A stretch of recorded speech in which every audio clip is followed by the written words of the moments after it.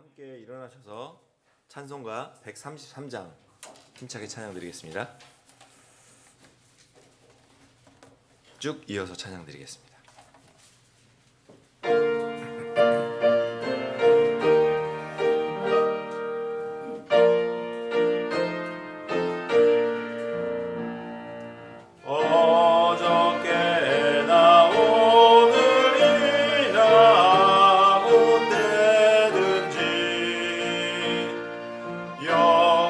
영원토록 변함없는 거룩한 말씀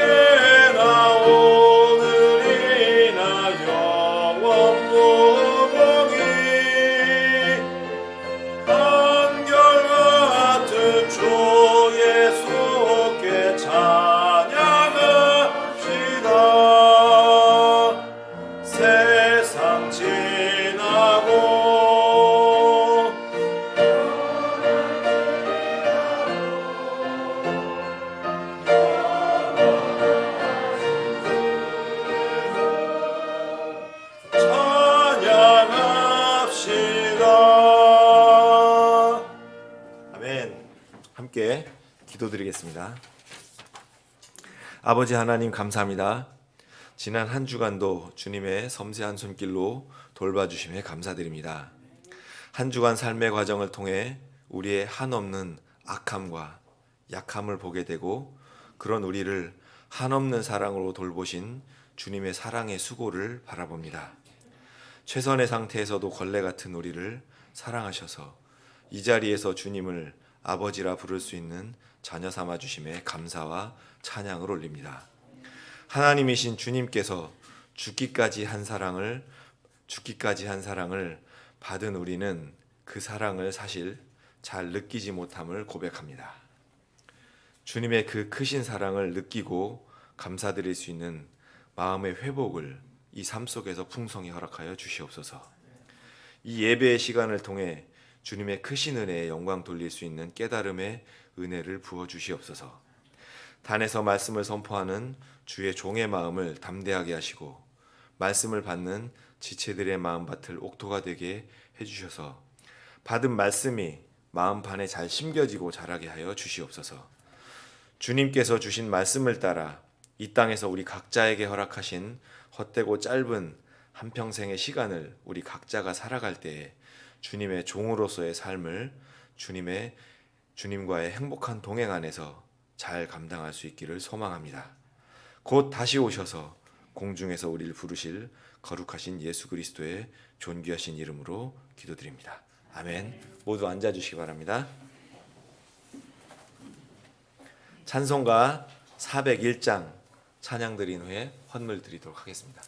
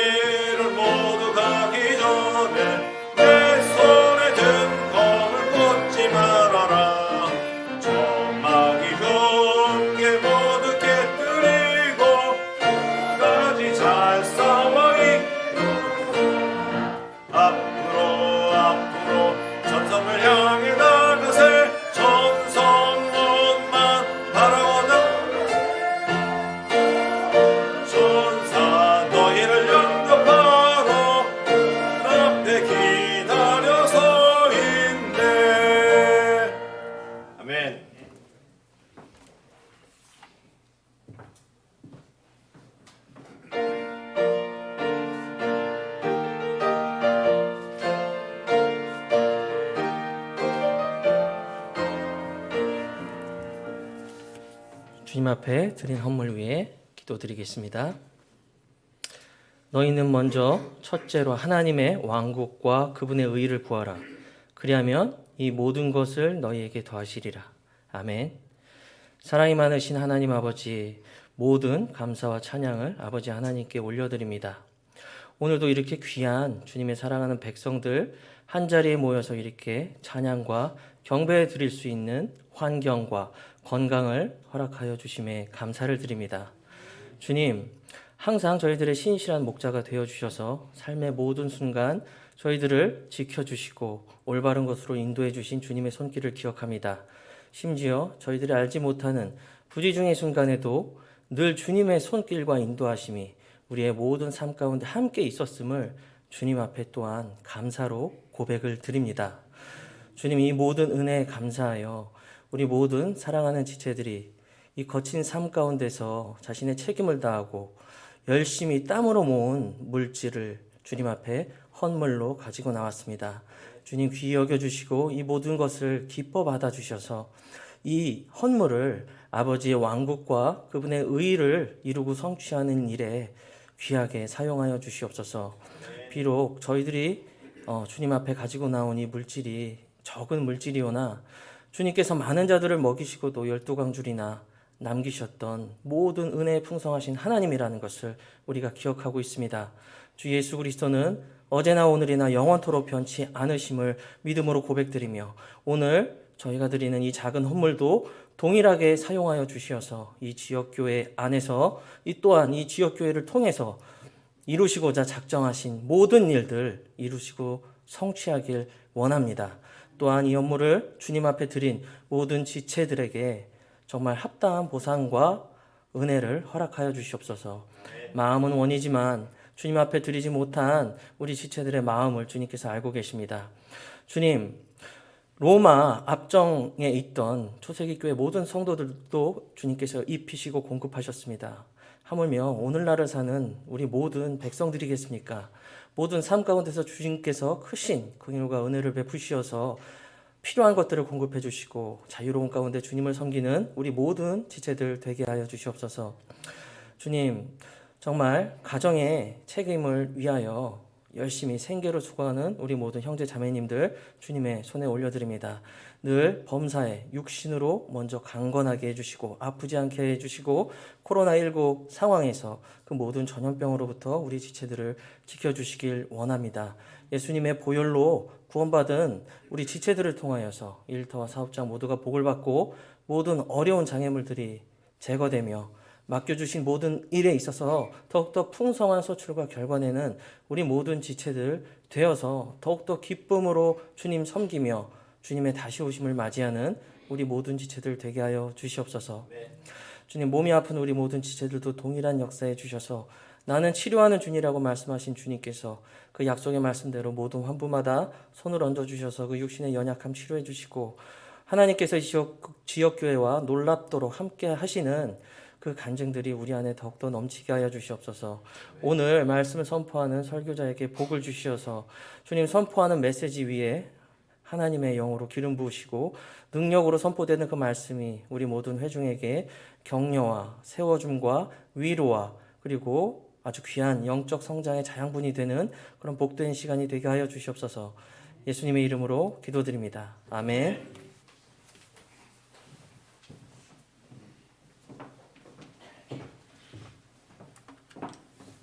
반갑습니다. 이번 주도 날씨가 좋습니다. 예배당에서 예배를 드리는 우리 지체분들 환영드리고요. 또 인터넷을 통해서 예배를 드리고 함께 모여서 예배를 드리기를 사모하는 우리 형제 자매들에게도 안부를 전합니다. 특히 김경태 집사님 가정 부모님하고 식사 중에 그 부모님의 직장 동료가 확진되는 바람에 오늘 자가격리 차원에서 못 나오셨거든요. 다 코로나 시국에 다 건강하고 그 역병을 피해갈 수 있도록 주님께 은혜를 구하고 서로를 위해 기도해 주시면 좋겠습니다. 네. 그렇죠. 제가 순서를 또 항상 특송 드리겠습니다.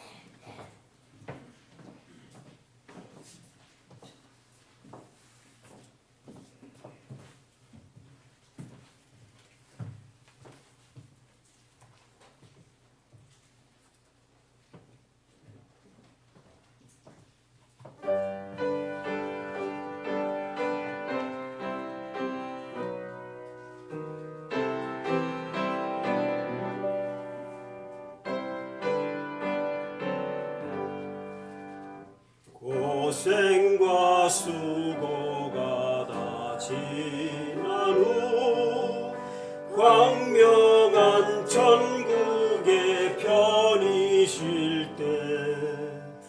주님을 모시고 나 살리니 영원히 빛나는 영광일세 영광일세 영광일세 내가 누릴 영광일세 은혜로 주 얼굴 배움나니 지극한 영광 내 영광일세 은임의 한없는 은혜로서 예비한 그 집에 나 이르러 거기서 주님을 배우는 것 영원히 빛나는 영광일세 영광일세 영광일세 내가 누릴 영광일세 은혜로 주 얼굴 배움나니 지극한 영광 내 영광일세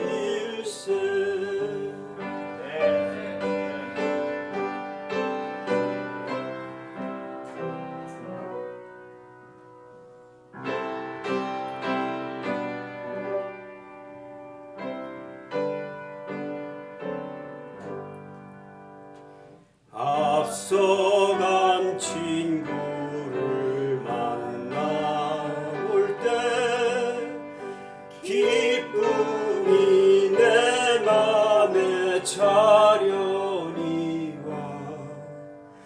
주께서 날 맞아 주시리니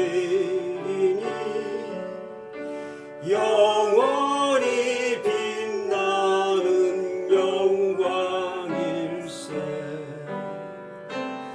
영광일세 영광일세 내가 누릴 영광일세 은혜로 주 얼굴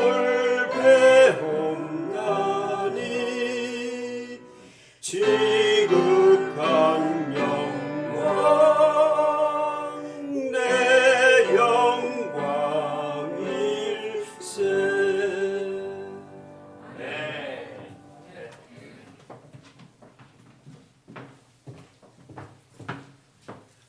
아멘. 감사합니다.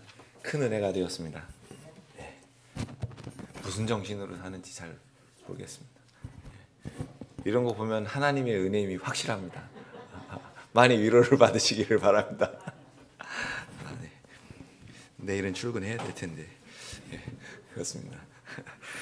우리 그 소식지 교회 소식지 같이 보겠습니다. 첫 번째입니다. 다음 달의 예정인 사단법인 한국성경선교회 총회에 앞서서 오늘 오후에 이사회를 개최합니다. 해당되는 형제님들은 참석해 주시기 바랍니다. 그리고 두 번째입니다. 이번 주 화요일에 용산 침례교회에서 성경번역 목회자 모임이 있습니다. 순조롭게 우리가 기도하고 있는 시간에 잘 완성이 되고 출간이 될 수 있도록 계속 기도해 주시기 바랍니다. 이 마지막 막바지에 그 사단이 극렬하게 또 여러 가지 모양으로 그 방해를 할 수가 있습니다. 꼭 기도의 힘을 모아주시면 좋겠습니다. 성경 말씀 합독하고 목사님 오셔서 하나님 말씀 전하겠습니다. 시작. 또 내가 네게 이르노니 너는 베드로라. 이 반석 위에 내가 내 교회를 세우리니 지옥의 문들이 그것을 이기지 못하리라. 마태복음 16장 18절 말씀. 아멘.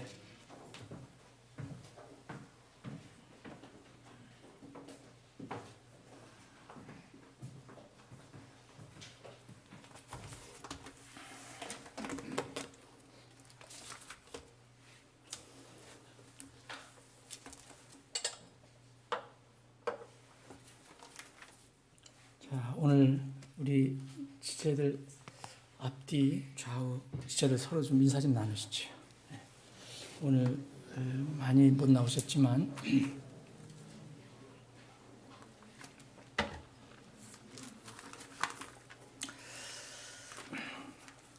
지금 우리가 여기 김 지사님 가정이 찬양을 드린 것처럼 우리가 각 가정을 이루고 있지만 또 크게는 교회로 가정을 이루고 있습니다. 그리고 이제 주님께서 결정하신 날이 되면 우리는 완전한 천국에서 한 가정을 이루고 삽니다. 그 소망을 가지고 우리가 살아가고 있습니다. 오늘 찬양 중에서 주께서 날 맞아주시리니 영원히 빛나는 영광이 있어요. 그게 또 오늘 또 새롭게 마음에 다가옵니다. 주님께서 우리를 맞아주신다. 그때가 우리 앞에 지금 다가오고 있습니다. 오늘 어제 어버이날로 인해서 이렇게 우리 지체분들도 교회에서는 지난주에 조촐한 그렇게 격려하는 시간을 가졌지만 각자 어제 부모님들, 어르신들 있는 분들은 아마 왔다 갔다 하셨을 거예요.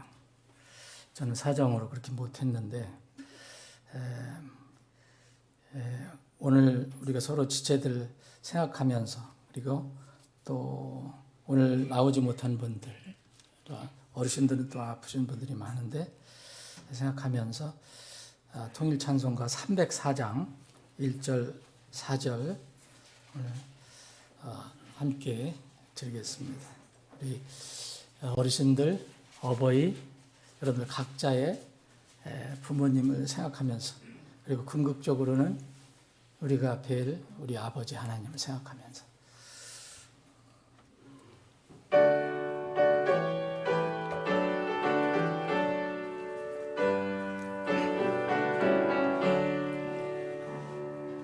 어머니의 넓은 사랑 귀하고도 귀하다. 그 사랑이 언제든지 나를 감싸줍니다. 내가 울 때 어머니는 주께 기도드리고 내가 기뻐 웃을 때에 찬송 부르십니다. 온유하고 겸손하며 올바르고 굳세게 어머니의 뜻받들어 보람있게 살리다. 풍파많은 세상에서 선한 싸움 싸우다 생명신에 흐르는 곳 길이 함께 살리라. 믿음 안에서 우리 부모님들, 어르신들 모두 하나님 가정에서 한 가족이 되어서 생명신에 흐르는 곳에서 영원히 함께 살기를 정말 간절히 소원합니다. 오늘 하나님 말씀은 사무엘상 8장 보겠습니다. 사무엘상 8장.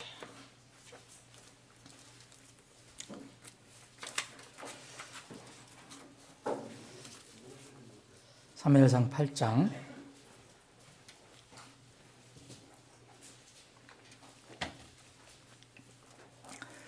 8장 1절로부터 22절까지인데 제가 다 읽지 않고 몇 구절만 읽겠습니다. 그리고 그 말씀을 나눠보는 시간을 갖기를 원합니다.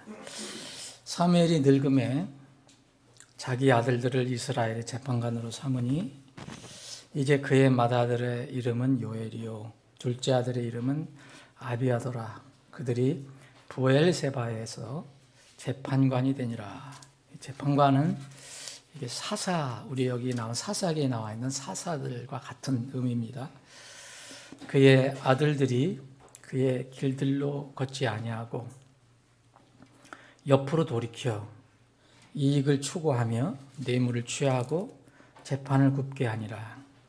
이에 이스라엘의 모든 장로들이 함께 모여 라마에 있는 사무엘에게 나아가 그에게 이르되 보소서, 당신은 늙고 당신의 아들들은 당신의 길들로 걷지 아니하니 모든 민족들과 같이 이제 우리에게 왕을 세워 우리를 재판하게 하소서 하니라. 그러나 그들이 이르기를 우리에게 왕을 주어 우리를 재판하게 하였을 때에 그 일을 사무엘이 기뻐하지 아니하여 주께 기도하매 주께서 사무엘에게 이르시되 백성이 내게 말하는 모든 것에서 그들의 음성에 귀를 기울이라.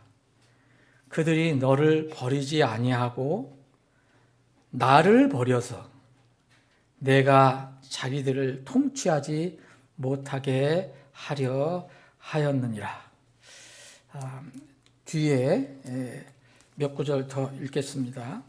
18절 그날에 너희가 택한 너의 왕으로 인하여 너희가 부르짖을 터이나 주께서 그날에 너희 말을 듣지 아니하시리라 하니라.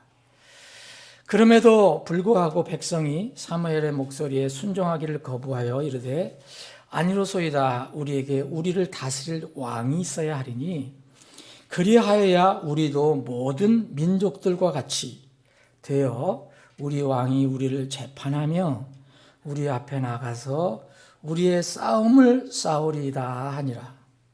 사무엘이 백성의 모든 말을 듣고 주의 귀에 그것들을 다시 고하니 주께서 사무엘에게 이르시되 그들의 음성에 귀를 기울여 그들에게 왕을 세우라 하시니 사무엘이 이스라엘 사람들에게 이르되 너희는 각각 자기 도시로 가라 하니라. 아멘. 아버지 하나님, 오늘 참 좋은 날을 허락해 주셔서 저희들이 주일 아침에 하나님 집에 나와 우리를 구원해 주신, 그리고 곧 우리를 이제 하늘로 이끌어 주실 하나님을 찬양하고 경배할 수 있는 이런 기회를 주심을 감사합니다.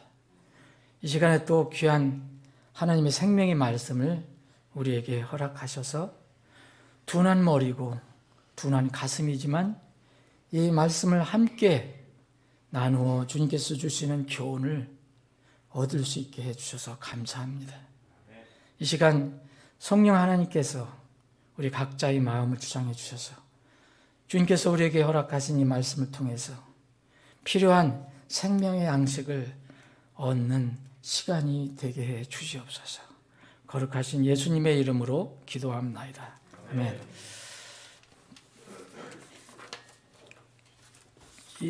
지난주부터 우리가 하나님께서 인류를 위해서, 인간 사회를 위해서 세우신 기본적인 큰 제도, 이거에 관해서 살펴보고 있는데, 지난주엔 첫 번째 가정에 대해서 우리가 살펴봤습니다.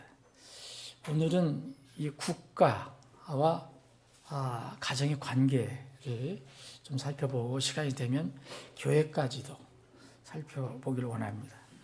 하나님께서 우리 사람들을 위해서 세워주신 기본적인 제도가 있어요. 그것이 가정, 국가, 교회인데, 한 국가는 영토가 있어야 돼요. 땅이 있어야 됩니다. 어떤 지역이 있어야 됩니다. 그리고 통치자가 있어야 됩니다. 그리고 물론 국민이 있어야 합니다. 국민은 그런데 가정에서 출발되는 거 잘 아실 겁니다. 그러므로 가정과 국가는 연결이 되어 있습니다. 가정들이 그래서 무너지면 국가도 무너지게 되어 있습니다. 한 가정의 실패의 여러 가지 원인 중에 가장 큰 것은 성경에서 뭐라고 얘기할까요? 지금 이 시대에 가정이 무너져 간다고 얘기를 합니다. 그런데 여러 가지 원인이 있는데 그중 가정이 어려움을 겪고 무너지는 가장 큰 원인은 성경에서는 자녀 교육의 실패라고 얘기합니다. 이거를 받아들일 수 있는 사람이 얼마나 되는지 모르지만 성경은 여전히 그렇게 이야기하고 있습니다. 오늘 이 본문 말씀은 한 이스라엘의 지도자에 관한 이야기입니다. 사무엘에 관한 이야기입니다.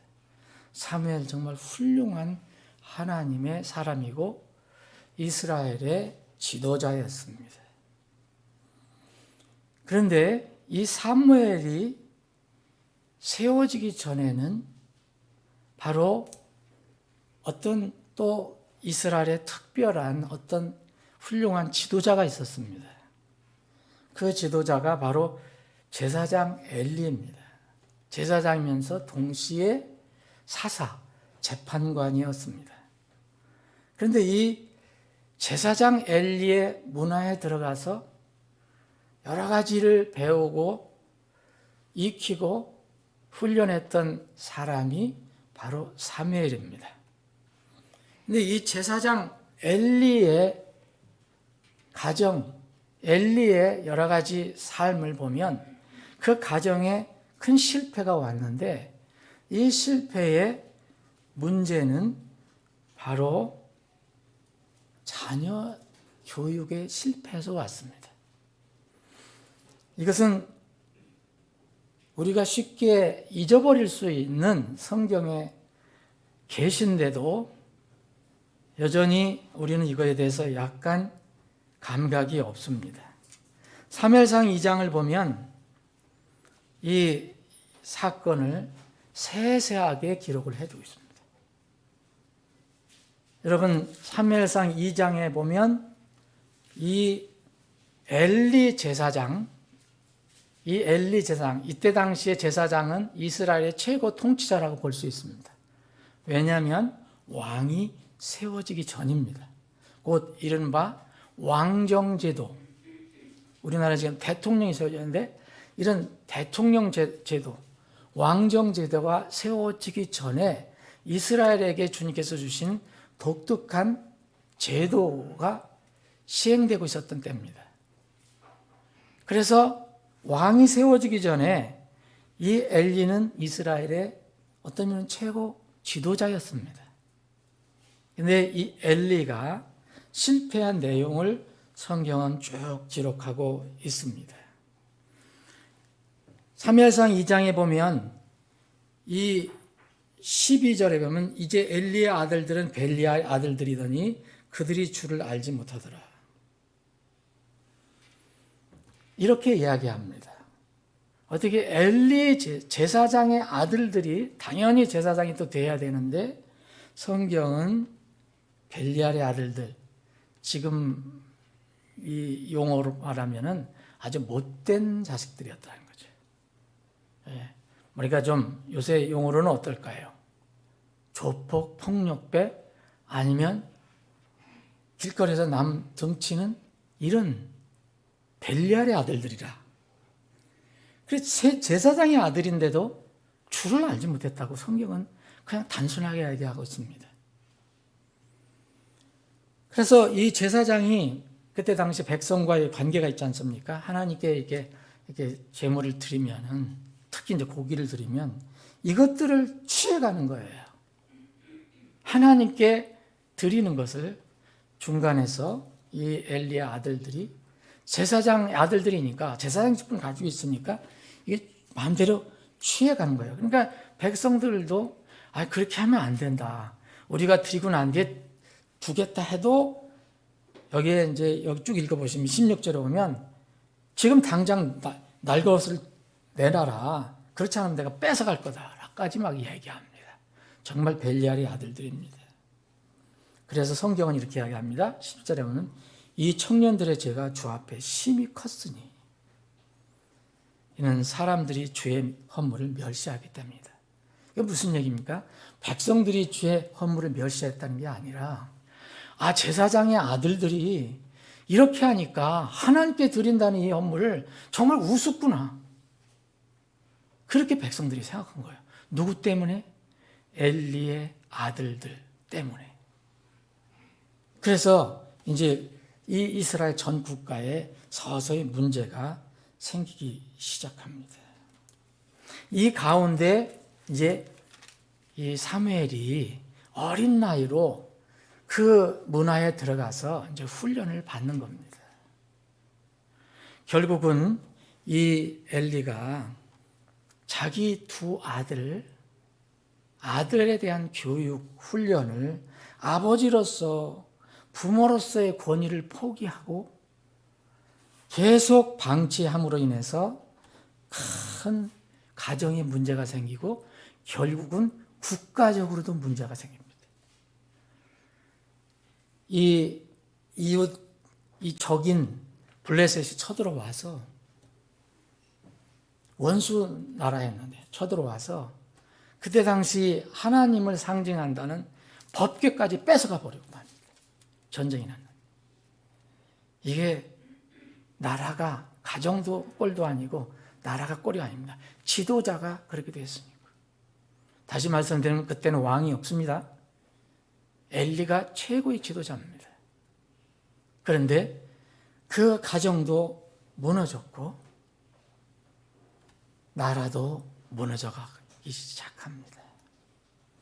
여러분 이 엘리의 이 상황은 저는 비참한 상태로 이제 끝났다는 거 여러분 다 아십니다. 4장까지 여러분 쭉 읽어보시면 이제 전쟁이 일어나서 이스라엘과 블레셋이 싸웠는데 결국 괴를 빼앗겼어요. 다 빼앗긴 거나 마찬가지예요. 그리고 이 두 아들, 엘리의 두 아들은 이 전쟁에서 블레셋 사람들에게 죽임을 당합니다. 그러니까 이 소식을 어떻게 듣고 있던 엘리는 너무 연로했고 그래서 이 소식을 듣자마자 문 옆에서 이 소식을 듣자마자 의자에 앉아 있다가 이렇게 쓰러져서 넘어져서 목이 부러져서 죽고 맙니다. 이게 여러분 4장 그 뒷부분에 나와 있습니다. 또 가정은 정말 큰 불행에 빠집니다. 비느하스, 그 홈리와 비느하스 못된 아들이 아들을 낳는 이게 손자죠. 그의 며느리 비느하스의 아내가 해산했는데 이제 괴도 빼앗기고 자기 남편도 죽고 시아버지도 죽었다는 소식을 듣고 산통이 났는데 엄청난 고통이 임했습니다. 그래서 옆에 있는 사람들이 두려워하지 말라고 얘기했지만 벌써 이 돌아가는 것을 알기 때문에 며느리도 이렇게 며느리 입에서 얘기합니다. 영광이 이스라엘에서 떠났다. 그러면서 그 자기 낳은 아들을 이가봇이라고 했습니다. 이제 하나님의 영광이 떠났다. 하나님의 괴를 빼앗겼다. 영광이 이스라엘에서 떠났다. 그래서 아들의 이름은 굉장히 불행한 이름인 하나님의 영광이 떠났다 하는 이가봇으로 지었습니다. 이렇게 이 엘리 가정은 완전히 불행하게 끝이 나고 맙니다. 이 뒤를 이은 사람이 사무엘입니다. 사무엘이 이스라엘의 마지막 재판관이고 또 재판관의 사사라고 하기 때문에 마지막 사사입니다. 동시에 하나님께서 사무엘을 세우셔서 이스라엘을 이끌라고 하신 하나님 말씀을 전하는 예언자, 대언자였습니다. 다시 말씀드리면 이스라엘의 최고 지도자였습니다. 그런데 이 우리가 오늘 본문을 읽어봤지만 이 사무엘이 어떻게 또 됐습니까? 영적인 대물림을 하고 맙니다. 영적으로 불행한 것을 다시 물려받고 맙니다. 여러분, 엘리 훌륭한 사람입니다. 경건한 사람입니다. 흔히 얘기하는 그런 나쁜 왕들처럼, 나쁜 지도자처럼 그렇게 나쁜 사람이 아닙니다. 엘리는 하나님을 나름대로 굉장히 사랑하고 나름대로 경건하게 살았던 사람입니다. 근데 딱 하나 실수한 게 있어요. 가정의 권위로, 가정의 머리로서 책임을 다하지 못했던 치명적인 실수를 가지고 있었습니다. 사무엘도 마찬가지입니다. 사무엘도 여러분 얼마나 사무엘이 많이 나옵니까? 훌륭한 사람입니다. 경건한 사람입니다. 그런데 여전히 하나님은 그것을 덮지 않으시고 숨기지 않으시고 이 사무엘에 대해서 그대로 드러내 주십니다. 왜냐하면 그것이 아주 귀중한 교훈이 될 수 있기 때문에. 오늘 우리가 사무엘상 8장을 다 읽지 않았지만 여러분들 사무엘이 늙었을 때 여러분 자기 아들들이 또 이제 사사가 되는 거예요. 재판관을 삼았습니다. 요엘이와 아비야예요. 그런데 이들이 뭐라 그럽니까? 아버지의 길들로 가지 않습니다. 옆으로 돌이켜서 이익을 추구해요. 최고의 통치자잖아요. 예? 지금 말하면 대통령이에요. 아니면 뭐 최고, 예? 장관이든 뭐든 하여튼 최고 권력을 가지고 있는 사람이에요. 그런데 이것을 이용해서 자기 사리 사욕을 취합니다. 이익을 추구하고 또 뇌물까지 받아먹습니다. 그리고 그때 당시는 지금 같은 재판관 없고 판사도 법원도 없으니까 정치하는 사람이 그 나라를 다 다스리는, 그러니까 삼권을 다 가지고 있는 때였죠. 이때는 종교까지도. 그래서 재판도 굳게 해버리고 맙니다. 재판을 공의롭게 하지 않습니다. 여러분, 이렇게 사무엘이 자기 아들들이 이렇게 하는 것을 막지 못합니다. 여러분들, 결국은 이 두 아들이 이렇게 하는 것을 사무엘이 잘 다스리지 못함으로 인해서 가정의 문제가 국가까지 비화하고 맙니다. 국가의 문제로 비화합니다. 사무엘은 전임자 곧 엘리로부터 그 뼈저린 교훈을 취했었는데 그 교훈을 취하지 못했습니다. 4절에 보면 이렇게 되니까 이스라엘의 모든 장로들, 지금으로 말할 것 같으면 뭐랄까요? 무슨 국회의원쯤이나 될까요? 아니면 무슨 정확하긴 되지는 않지만 어쨌든 그래도 그 밑에서 백성들을 이끄는 어떤 중간 지도자들이 있는 거죠. 이 장로들이 모여서 사무엘로 나가 하나 어떤 것을 요구합니다. 요구하는데 여러분 5절에 보면 기가 막힙니다. 제가 보기에는 기가 막힙니다. 이스라엘은 선민입니다. 다른 민족 위에 하나님께서 다른 민족에게 본을 보이시기 위해서, 다른 민족들이 하나님을 깨닫게 하기 위해서 세우신 민족입니다. 그런데 사무엘이 무너지고 그 가정이 무너지고 자녀들이 이렇게 문제가 생기니까 장로들이 와서 요구를 합니다. 당신의 아들들, 두 아들들은 정 못돼서 우리가 어떻게 할 수가 없다. 그 당신이 다스리는 거, 두 아들이 다스리는 거 우리가 견딜 수가 없다.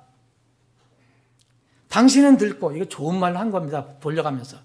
당신은 늙고 당신의 아들들은 당신의 길들로 가지 않으니까 이제 하나 요구를 하겠다. 우리 주위에 있는 모든 다른 민족들이 있는데 이 민족들 같이 좀 하나 멋있는 거 하나 세워라. 그게 뭐냐? 다른 민족들을 보니까 다 왕이 다스리더라. 인간 왕이 다스리더라. 인간 왕이 다스릴 수 있도록 제도를 만들어 달라 이게. 이겁니다. 모든 민족들과 같이 이제 우리에게 왕을 세워 우리를 재판하게 하소서. 사랑하는 여러분, 이스라엘은 특별한 민족입니다. 이스라엘은 하나님께서 애굽으로부터 건져내시고 계속해서 내가 너희들을 건져낸 하나님이다라고 얘기합니다. 너희는 내 백성이라고 얘기합니다. 그리고 지도자를 세워서 하나님의 말씀을 전해서 통치를 하게 하셨습니다. 곧 하나님이 통치하신 겁니다. 중간에 있는 말씀을 전하는 예언자, 사사 이런 사람들은 사실 하나님 말씀 전한 겁니다. 그러니까 하나님이 직접 말씀하셔서 통치한 겁니다. 이게 이 시대 용어로는 하나님 왕지도라는 거죠. 곧 신정지도라는 거죠. 그런데 이때부터 인간 왕지도가 꿈틀거리기 시작한 겁니다. 그 원인은 어디서 나왔냐? 가정에서부터 시작됐습니다. 사무엘의 가정서부터. 이 가정들이 모여서 국가가 되지 않습니까? 특별히 사무엘은 이 나라의 지도자의 가정이었습니다. 여러분, 우리가 국가와 민족을 위해서 지도자를 위해서 기도하는 이유가 여기에 있습니다. 한 나라의 지도자들이 부패하거나 이상한 일을 하거나 그렇게 하는 거 그것으로 끝나지 않습니다. 우리가 몰라도 다 국가에 영향이 있습니다. 우리 국민들 심리적으로 다 영향을 줍니다. 성경이 이것을 알려주고 있습니다. 계속해서 얘기합니다. 왕을 달라고. 근데 이 사무엘은 너무 이것은 합당치 않은 일이에요. 너무 기분이 나빠서 하나님께 기도하니까 하나님께서 사무엘에게 뭐라고 그랬습니까? 여기 7절에 보면 백성이 내게 말하는 모든 것에서 그들의 음성에 귀를 기울이라. 하나님께서는요, 앞에 여기 4절에서는 이스라엘 모든 장로라 했죠. 장로는 지도자들이에요. 중간 지도자들. 그런데 여기 7절에서는 하나님께서 친히 뭐라고 말씀하시냐면 백성들이라고 얘기합니다. 모든 장로들이라고 얘기하지 않습니다. 백성들이라고 얘기합니다. 이미 그 장로들은 백성들의 마음을 다 수합해서 가져간 겁니다. 백성들까지도 다 그게 파급된 겁니다. 그래서 하나님은 백성이 내게 말하는 모든 것에서 그냥 귀를 기울이고 들어줘라 얘기합니다. 그러시면서 하신 말씀이 그들이 너를 버리지 아니하고 널 버린 게 아니야. 나를 버린 거야. 여기서 나는 누굽니까? 하나님입니다. 나를 버린 거야. 내가 자기들을 통치하지 못하게 그렇게 하려 하였느니라. 이렇게 말씀합니다. 하나님은 백성들이 지도자들로부터 어려움을 당하니까 그것을 탈피하기 위해서 어떤 것을 요구했는데 하나님은 그럼에도 불구하고 백성들이 그 지도자 사무엘과 두 아들을 버린 게 아니라 사무엘을 내가 세운 나를 버린 것이라고 말씀합니다. 여기에서 여러분들 많은 것을 한번 생각해 내야 합니다. 하나님이 세운 어떤 권위를 무시하면은 그것은 하나님을 대적하는 것이다. 가정의 권위를 무시하는 이 세상이 되어가고 있지 않습니까? 그건 하나님을 대적하는 겁니다. 나라의 어떤 그런 것도 있다면, 제도가 있다면 그걸 무시하는 것도 하나님을 무시하는 것이라는 겁니다. 그런데 문제는 가정의 권위가 왜 흔들립니까? 여러분, 지난주에도 말씀드렸지만 제도상으로 법으로 그렇게 된 건 우리 힘으로 어떻게 막을 수가 없잖아요. 그런데 많은 부분이 왜 권위가 흔들리느냐? 가정이 하나님 말씀을 따르지 않기 때문에 흔들립니다. 국가의 권위가 왜 흔들립니까? 그 머리들이, 백성의 지도자들이, 본을 보여야 할 사람들이 그렇게 하지 않으니까 권위가 흔들리는 겁니다. 사랑하는 여러분, 이스라엘은 우리의 모형입니다. 그런데 그들은 다른 민족들과 같이, 모든 민족들과 같이 우리에게도 그런 걸 해달라고 얘기합니다. 우리는 선정된 세대라고 하고, 왕가의 제사장이라고 하고, 특별한 백성, 거룩한 민족이라고 얘기합니다. 대단한 신분입니다. 그런데 이런 선민들이, 이런 구원받은 백성들이 세상을 바라보고 세상 것을 좋아하고 우리에게 도입하자고 얘기합니다. 이것이 세상도 그렇게 흘러가고 있지만 그리스도인 가정에서도 이런 일이 일어나고 있고, 이 교회에서도 이런 일이 일어나고 있는 겁니다. 사실 남을 탓할 것만 못합니다. 법과 제도도 정말 무섭게 지금 바뀌어져 가고 있지만 그것만 탓할 것이 아닙니다. 우리가 하나님 말씀에 정말 마음을 두고 순종하지 않기 때문에 일어나는 일입니다. 교회 지도자의 문제는 교회를 무너뜨릴 수 있습니다. 한 국가의 지도자, 통치자, 대통령의 문제는 그 국가를 무너뜨릴 수도 있습니다. 가정의 달에 하나님께서 세우신 제도에 대한 이 묵상을 좀 간단하게 해보기를 원합니다. 우리는 보이지 않는 하나님을 섬기고 있습니다. 여러분들 하나님 보이지 않는다고 하나님 믿지 않는 분은 없을 것입니다. 이 하나님의 속성이 어떤 분이냐를 다시 한번 생각해 보기를 원합니다. 하나님은 진리의 하나님, 정의의 하나님, 공의의 하나님, 또 절대 주권자입니다. 물론 사랑의 하나님, 긍휼의 하나님입니다.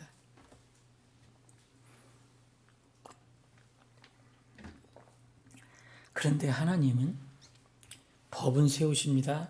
제도는 세우십니다. 말씀은 전하십니다. 그런데 폭군은 아니십니다. 무슨 얘기냐면 독재적으로 강요해서 안 하는 사람들까지도 다 그렇게 하게 하시지 않는다는 겁니다. 이 하나님이 여러 가지 속성 중에서 많은 사람들이 이것을 놓치기 때문에 실수를 하고 깊은 함정에 빠질 수가 있습니다. 생명의 길, 진리의 길은 명확하게 알려주십니다. 미래의 결과까지도 다 계시해 주십니다. 여기 신명기 28장 읽어보십시오. 미리 가나안 땅에 들어가기 전에 이스라엘 백성에게 다 알려줬습니다. 너희들이 이렇게 해서 내 말을 따르면 이런 복을 받고 이렇게 될 것이고 이렇게 될 것이고 이렇게 될 것이다. 한번 읽어보십시오, 여러분. 그런데 만약 너희들이 내 말을 따르지 않고 내 마음대로 살면 결과는 이렇게 되리라. 근데 사람들은 결과가 금방 그게 안 일어나니까 마음대로 살려고 하는 겁니다. 하나님은 그런 분 아닙니다. 특히 구약시대의 하나님 아닙니다. 신약시대의 하나님은 어떤 이유로 무한정 기다리십니다. 구약시대는 그래도 이스라엘 이스라엘 백성에게 무엇을 잘못하시면 즉각 심판하실 때도 있었습니다. 물론 오래 기다리실 수도 있었어요. 신약 시대에는 즉각 심판하시지 않습니다.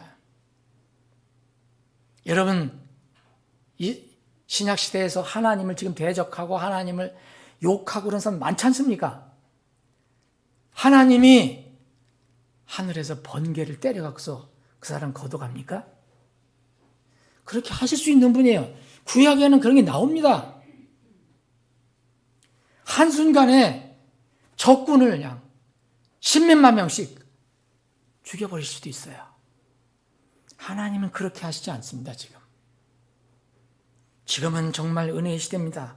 정말 사람들이 돌이켜야 됩니다. 하나님은 강요하시지 않는다는 거예요. 분명히 알려주시되, 모호하게 알려주시는 게 아니라 분명히 알려주시되 강요하시지 않는 거예요. 여러분, 왜 교육이, 우리 자녀 교육이 중요한지 아십니까? 이미 수많은 말씀하셨어요. 아이가 마땅히 갈 길로 아이를 훈련시키라. 그리하면 그가 늙어서도 그 길을 떠나지 아니하리라. 여러분, 이런 말씀이 얼마나 많습니까? 그런데 사람들은 당장 아이가 당장 안 키워도 얘가 크고 10살, 20살, 30살 다 가니까. 그런데 결과를 보세요. 여러분, 하나님은 이렇게까지 이야기하십니다. 회초리를 아끼는 자는 곧 자녀를 필요에 따라서 바르게 가도록 교육하고 훈련시키지 않는 자는 자기 아들을 미워하거니와 자기 아들을 사랑하는 자는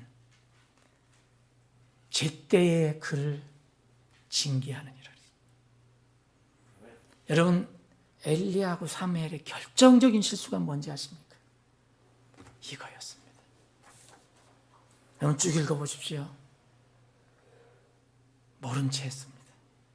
알고도 그냥 놔뒀습니다. 이것이 치명적인 문제가 돼서 가정이 무너지고, 그 지도자였기 때문에 그 지도자의 가정만 무너진 게 아니라 국가까지도 영향을 주게 된 겁니다. 여러분, 하나님의 속성을 오해하시면 안 됩니다. 두 번째, 우리가 가정의 달에 하나님께 세우신 제도에 관해서 하나님에 관한 묵상을 할 때, 두 번째는 하나님께서 세우신 어떤 제도가 있다, 어떤 진리가 있다, 이거에 대해서는 절대 침범해서는 안 됩니다. 불가침성이 있습니다. 어미성이 있습니다. 지금은 그렇게 보이지 않지만 그렇게 하는 모든 사람들이나 모든 제도나 조직이나 나라나 마지막에는 엄미하게 심판을 받습니다. 하나님의 제도나 진리는 사람이 순종 여부에 따라서 그게 바뀌는 게 아닙니다. 하나님의 제도와 진리는 딱 정해져 있습니다. 사람들이, 어떤 나라가, 어떤 교회가 그것을 지키지 않는다고 그게 바뀌어지는 게 아닙니다. 그대로 남아 있습니다. 세월이 가도 그대로 남아 있습니다. 그래서 그 진리, 그 태도, 그 제도에 대해서 사람들이 어떻게 대하느냐, 나라가 어떻게 대하느냐, 가정이 어떻게 대하느냐, 교회가 어떻게 대하느냐에 따라서 그 결과는 그 대한 태도 따라서 져야 합니다. 애누리 없습니다. 하나님 말씀은 1.1핵도 없어지지 않기 때문입니다. 그래서 엄미한 겁니다.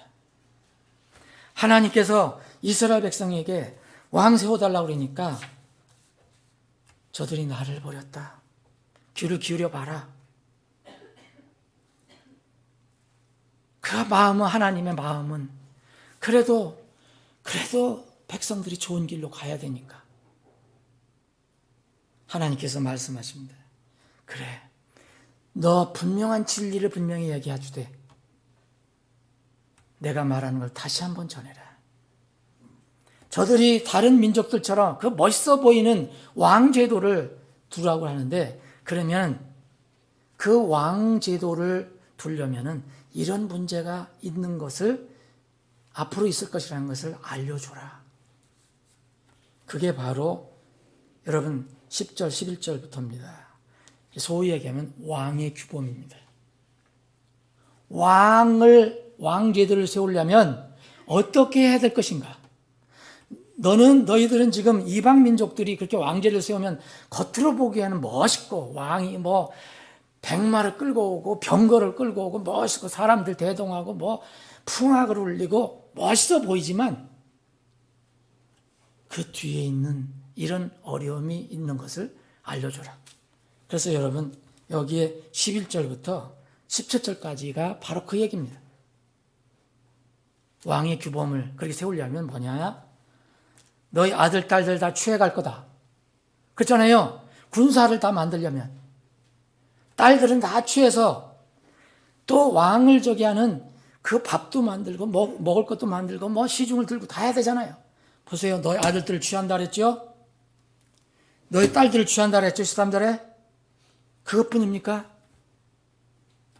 14절, 15절 보면은요. 너희들 재산도 다 징집할 거다. 필요한 거 다 징집한다. 밭, 포도원, 올리브밭을 취해서 가장 좋은 거 취할 거 아니냐. 아니, 왕을 선비할 거니까. 또 신하들이 쭉 있잖아요. 왕 있으면. 왕만 먹습니까? 그러니까 또 다 취할 것 취해가고 또 남은 것에 또 10분의 1을 또 뺏어갖고 그 관리들하고 신하들에게 다 준다 이거예요. 너희들 걸 다 가져가는 거다. 양도 10분의 1을 뺏어갈 거다. 이렇게 얘기해줘도 이 이스라엘 백성은 고집을 피웁니다. 그래서 하나님이 이렇게 말씀하십니다. 너희들 정 고집 피우면 너희들이 이렇게 그것을 책임을 져라. 그런데 너희들은 나중에 나를 향해서 살려달라고 부르실 거다.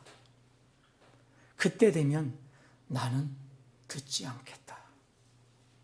그게 18절입니다. 그럼에도 불구하고 백성이 뭐랍니까? 마지막에 보면 아니라는 거예요. 당장 보기가 좋아요. 그리고 당장 사무엘 통치를 받고 싶지 않아요. 저 두 아들 꼴도 보기 싫어요. 그러니까 이방 민족들은 왕을 만들어 달라고 얘기합니다. 이들이 강조하는 게 뭐냐? 20절에 나와 있는 것처럼 우리도 모든 민족들과 같이 되어서, 이게 치명적인 실수입니다. 사랑하는 여러분, 그래서 9장부터는 드디어 왕이 세워지기 시작한 거예요. 그게 누구냐? 사울입니다. 이스라엘 초대왕 사울.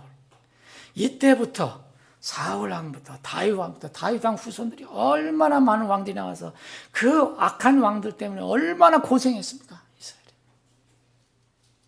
이스라엘 왕이 못된 짓을 하고 이방신들 들여오고 바알을 섬기고 나라가 망하고, 통치자 한 사람 잘못하면 나라가 망하는 겁니다.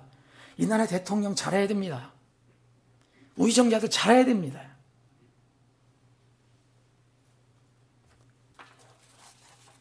사랑하는 여러분, 하나님께서 세우신 진리가 있다, 제도가 있다, 그러면요, 사람들이 그것이 지금 무시하고 그거 좋지 않아 생각한다고 해서 그 제도가 없어지는 게 아니에요. 진리가 없어지는 게 아니에요. 그럼 하나님, 예, 백성들 마음대로 하세요. 그렇지 않습니다. 그 제도는 그대로 살아 있습니다. 가정이든 국가든 교회든 통치자가 하나님이 되셔야 합니다. 우리나라는 물론 신정국가 아닙니다. 그럼에도 불구하고 여러분, 이런 모든 제도는 사실 다 하나님께 세우신 겁니다. 가정 누가 세웠습니까? 결혼제도 누가 세웠습니까? 이 통치자 세운 거 누가 세웠습니까? 사실 국가 권력은 창세기 9장 이후로 세워진 겁니다. 그래서 사용제도도 생긴 거 아니에요. 그런데 하나님을 전적으로 믿지 않는다 하더라도 의정자들이나 국민들은 최소한도 하나님을 두려워해야 됩니다. 저는 이 나라가 가는 거에 대해서 걱정을 많이 하는 사람 중에 하나입니다. 하나님을 대적하는 일을 하면 반드시 무서운 열매를 거두기 때문입니다. 그래서 우리만이라도 나라를 위해서, 민족을 위해서 기도하는 겁니다. 하나님 긍휼히 여겨주시고 이 의정자들, 백성들이 하나님을 두려워하는 마음을 갖게 해달라고. 지금 이 시대는 정말 국가, 가정, 통치가 무너져 가고 있습니다. 성경의 원리대로 운영되는 국가 거의 없습니다. 미국은 건국 초기에 그렇게 시작을 했어요. 그런데 지금 무늬만 남아있고 다 무너져 가고 있습니다. 인본주의, 사회주의가 거의 지배하고 있습니다. 우리나라도 미약했지만 그래도 건국 초기에는 하나님을 두려워할 수 하는 사람, 그래도 이승만 대통령이 사람들이 공고가 있다고 얘기했지만 하나님을 두려워했던 믿는 자였습니다. 미국에 가서 신앙을 갖게 되고 구원받고 믿음을 갖고 하나님께 기도하면서, 사실 우리나라 초기에 재헌국회 때도 기도하면서 시작했던 그런 나라입니다.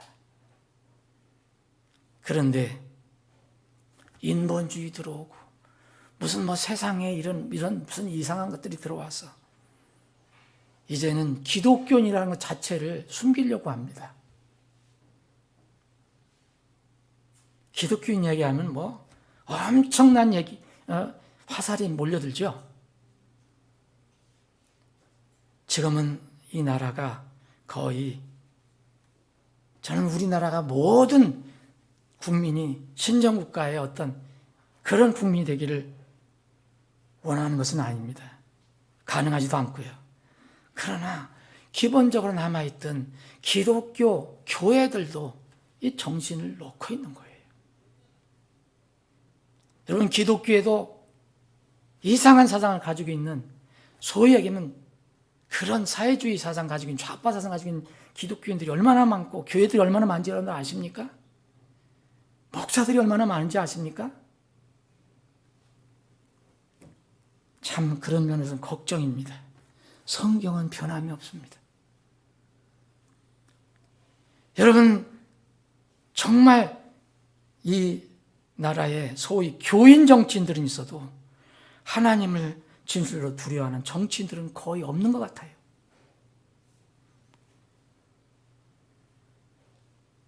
국민들도 어느새 많이 이스라엘 백성들처럼 지도자들의 영향을 받아서 그런 건지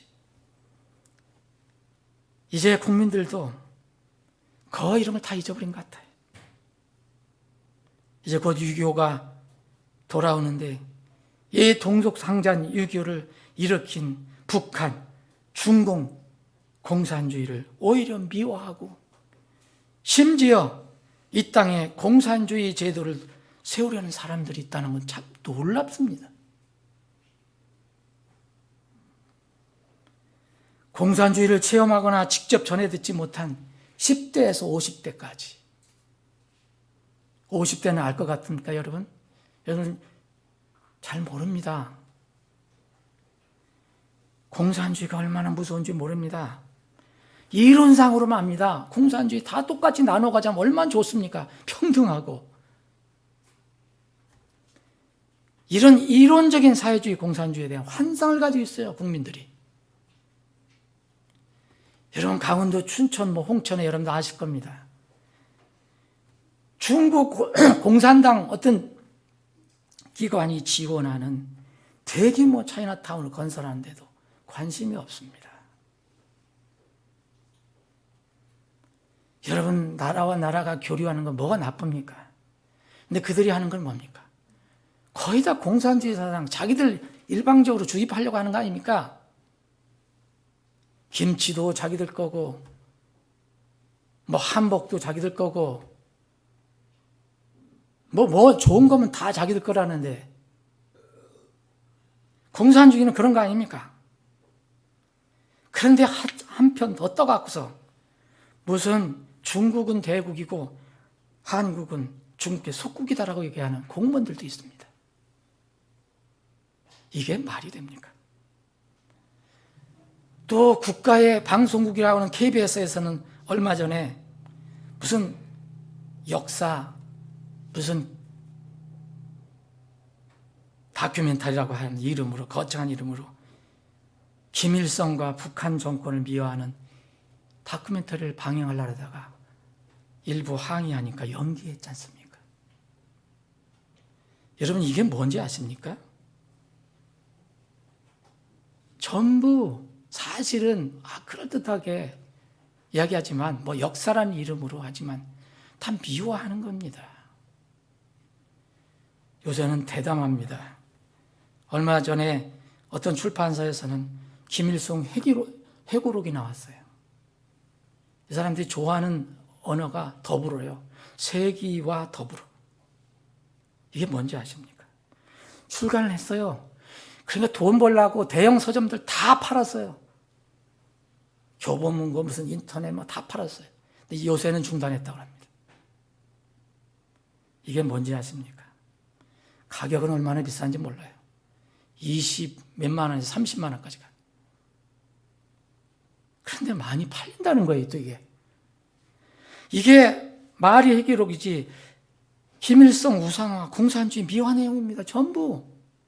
여러분 탈북자들이 내려와서 하는 얘기 들어보세요. 다 속았다. 뭐 김일성이가 뭐 솔방울로다가 포탄을 만들고 뭐 바다 위를 건너다 다 믿었다는 거예요. 이런 것을 다 역사라는 이름으로다가 이거 미화한 내용을 지금 한국에서 이걸 출판해서 팔고 국민들은 이것을 또 많이 사서 보고 또 국영방송은 이런 것들을 조장을 하고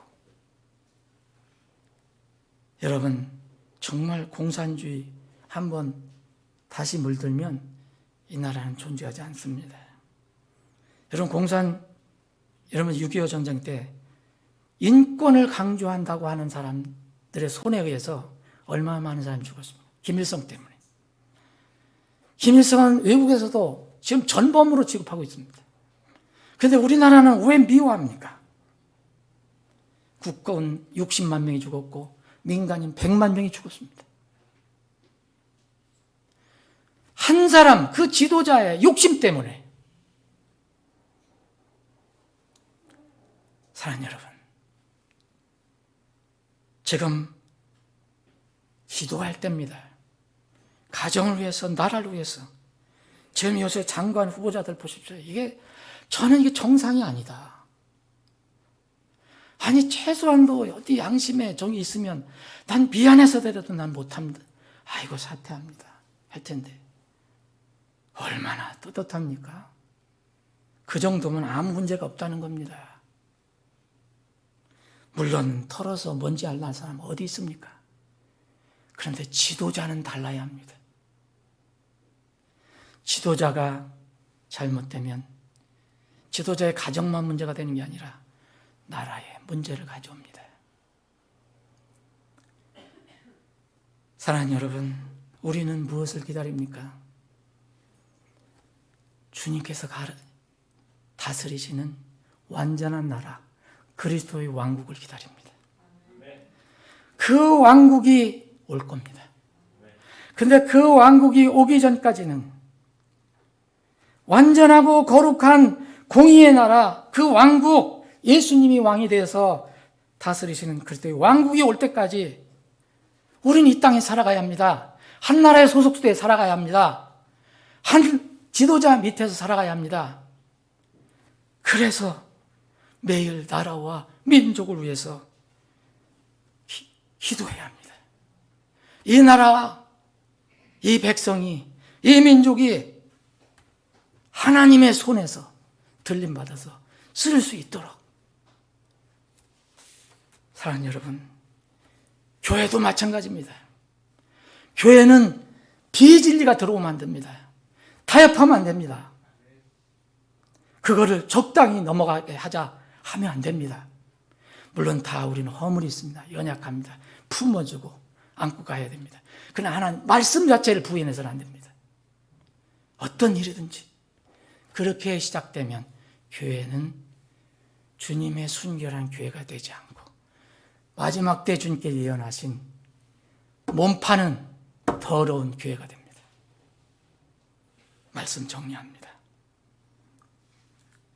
가정이든 국가든 교회든 그 어떤 조직이든 하나님이 없이는 다 헛된 겁니다.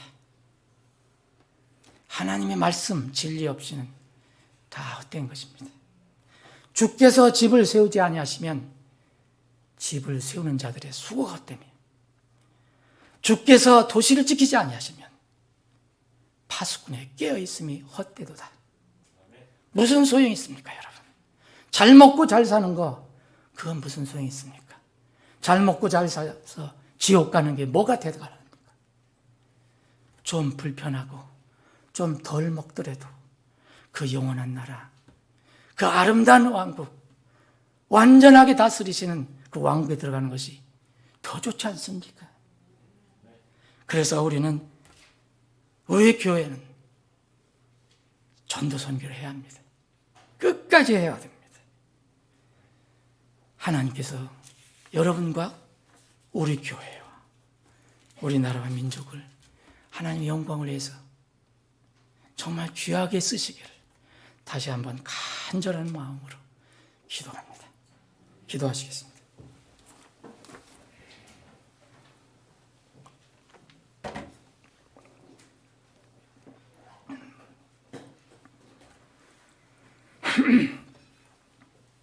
아버지, 오늘 말씀을 듣는 혼중에서